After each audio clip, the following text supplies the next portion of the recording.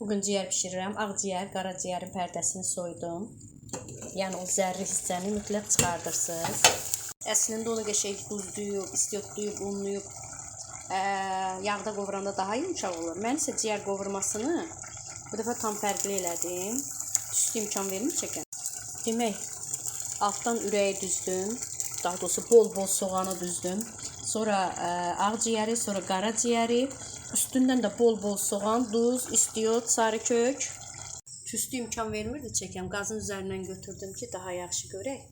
Bax belə bol soğanlı, belə deyim də, şirəli danı olur, şirəli toyuq olur. Bu dəfə də düşündüm ki, bax belə eləyim.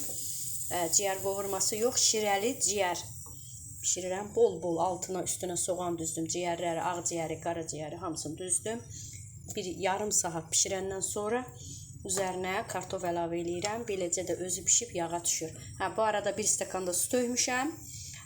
Bir də inək yağı qoymuşam, qəşəng bol inək yağı qoymuşam üzərinə, özü pişir. Yəni da qovurmadım, eləmədim. Bu üsul daha yaxşıdır.